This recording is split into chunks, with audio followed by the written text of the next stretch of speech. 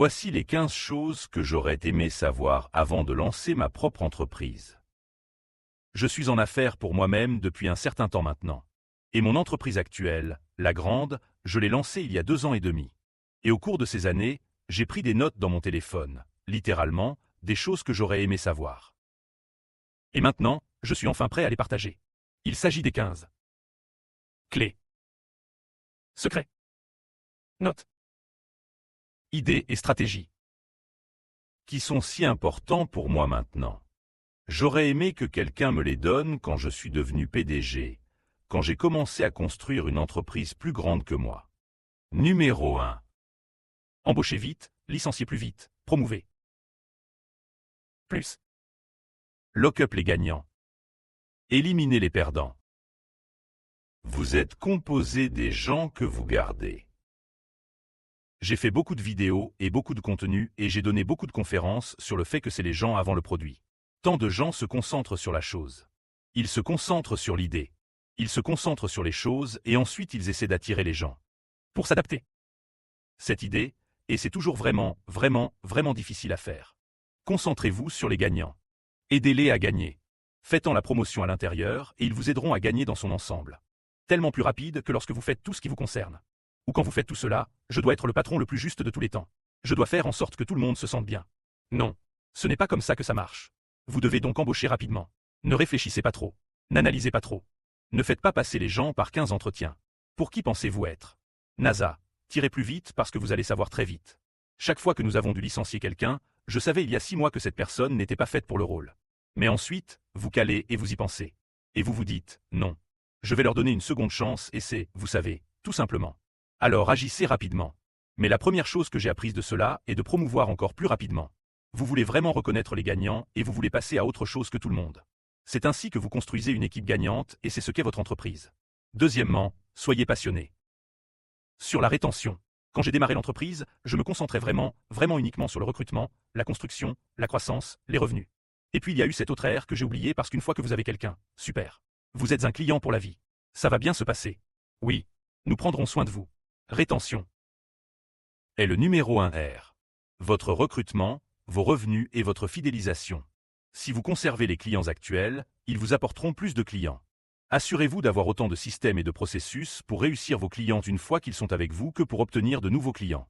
Troisièmement, ne retirez pas l'argent de la table trop tôt. Construisez pour la valeur, pas pour l'argent. C'est quelque chose que j'ai appris très tôt, non pas que je prenais de l'argent sur la table, mais que je suis une entreprise. Chaque dollar qui arrive, vous voulez le réinvestir immédiatement. Payez-vous juste assez pour mener la vie que vous voulez mener aujourd'hui afin que vous puissiez arriver au point où vous menez la vie que vous voulez mener. Surtout si vous êtes le propriétaire de l'entreprise, si vous êtes le créateur d'actions. C'est vous qui possédez. Vous avez tout le pouvoir. Si vous croyez en ce que vous construisez, construisez pour la valeur, pas pour l'argent. Ne soyez pas prudent et ne soyez pas stupide. Beaucoup de gens font cette erreur. La valeur va valoir beaucoup plus à l'avenir que l'argent aujourd'hui va vous rapporter. 4. Idée ne signifie rien sans planification et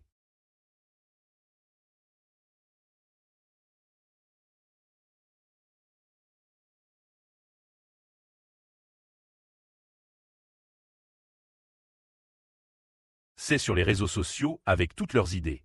Tout le monde est un inventeur. Mais il y a une grande différence entre la personne qui a eu une idée. À propos d'un tracker de fitness portable pour les pas et de la personne qui l'a réellement planifié et exécuté. Cinquièmement, le progrès avant les objectifs. Je suis un grand fixateur d'objectifs. Vous voulez avoir des objectifs. Vous devez avoir quelque chose vers lequel vous travaillez. Nous ne négocions pas avec nos objectifs lorsque nous construisons de grandes entreprises, mais vous n'êtes pas concentré sur la stratégie toute la journée. Vous ne vous concentrez pas uniquement sur les objectifs. Vous êtes concentré sur le progrès. En quoi faites-vous plus aujourd'hui dans votre entreprise qu'hier? Et ayez des indicateurs de progression qui vous intéressent tout au long de la journée par rapport aux indicateurs d'objectifs. Je veux dire, beaucoup de gens et tellement d'entreprises sont tellement orientés vers les objectifs. Je dois arriver ici, acheter ici. Et c'est tout ce qui les intéresse. Et ils perdent la trace de tout le reste, et alors le progrès commence à tomber à l'eau. Être le progrès. Obsédé. Numéro 6, arrêtez de comparer. Et commencez à créer. Comparer est tellement toxique, social, tout, etc. Nous sommes tellement concentrés sur la façon dont nous nous comparons à tout le monde que nous arrêtons de nous concentrer sur la création. Vous êtes unique. Votre entreprise est unique parce que votre cerveau est unique. Vos employés sont uniques.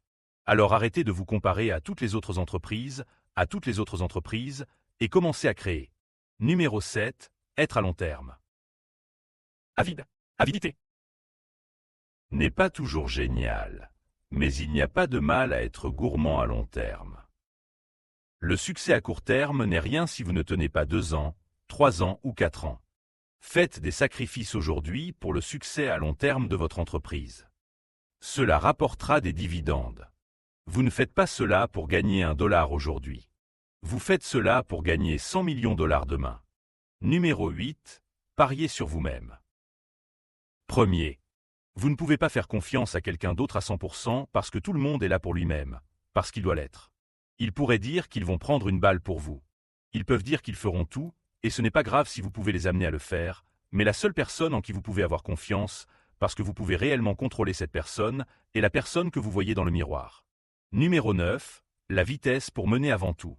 Il y a tellement d'entreprises qui se lancent avec de bonnes idées et des gens formidables, et elles sont tout simplement trop lentes.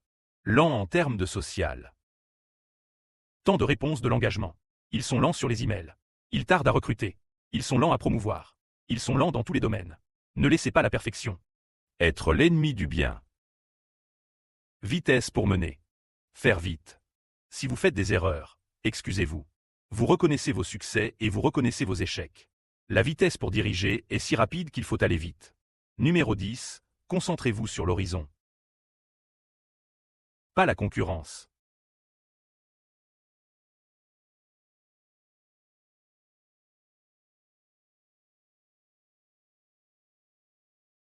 Voile. Vous êtes le lieutenant Dan, Forrest Gump. Vous êtes là-haut au milieu de la tempête parfaite. Tous les autres bateaux sont sur les quais et c'est ainsi que la Bubba Gump Ship Company a commencé. Je dis simplement que c'est un bon exemple. Soyez concentrés sur l'horizon. Gardez la tête hors de l'eau et avancez. Ne vous inquiétez pas de ce que font les autres. Tu sais pourquoi? Parce qu'ils s'inquiètent tous pour vous. Numéro 11. Tout le monde devrait être unique. Qualifié pour travailler avec vous. Ce n'est pas parce que quelqu'un est intelligent que vous devez l'embaucher pour ce rôle. Juste parce que quelqu'un est passionné. Cela ne signifie pas qu'il devrait travailler pour vous. Ne soyez pas désespérés d'embaucher de bonnes personnes simplement parce qu'elles sont bonnes. Assurez-vous qu'ils sont uniques. Qualifiés pour s'occuper de ce travail. 12. Fournir au client l'absolu. Le meilleur rapport qualité-prix au coût le plus bas possible.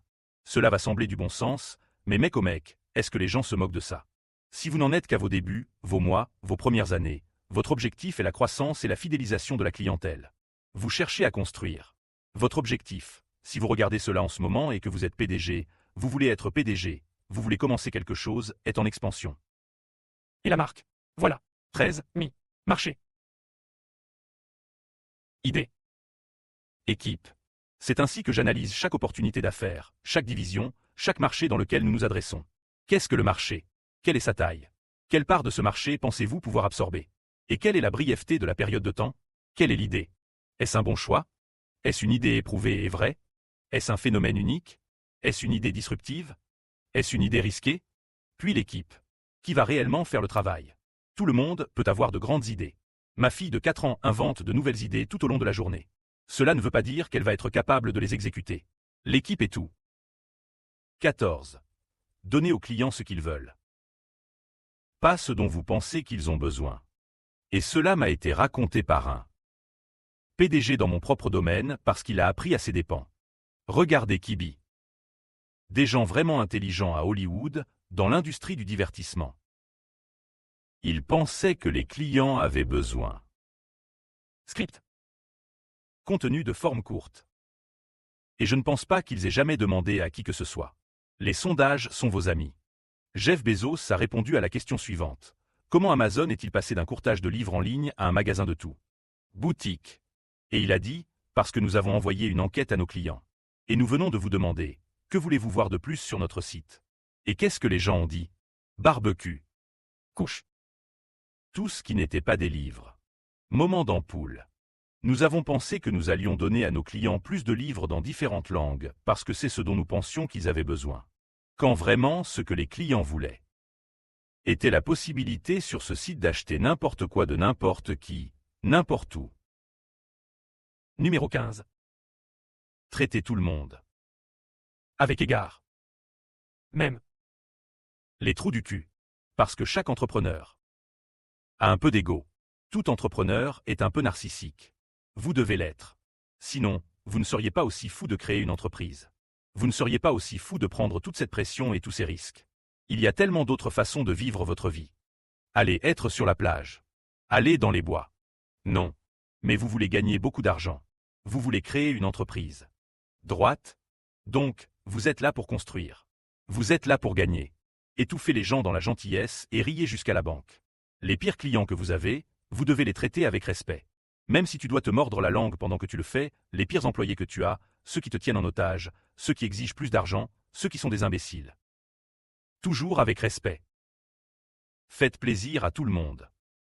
Avec le même niveau de respect et la vie va vous récompenser. Voici les 15 choses que vous devez savoir avant de créer votre propre entreprise. Et si vous avez déjà créé votre propre entreprise et que vous regardez cela en ce moment, j'espère que cela vous a été utile. S'il y a quelque chose que vous avez appris en créant une entreprise, en construisant une équipe, en construisant une entreprise qui, selon vous, devrait figurer sur cette liste, ajoutez-le dans les commentaires. Dis-moi. Je suis passionné par l'apprentissage, par la création d'entreprises. J'aimerais donc voir ce que vous en dites. Assurez-vous d'aimer, de vous abonner, d'envoyer cette vidéo à vos amis. Merci beaucoup d'être ici pour regarder plus de Ryan Serrant.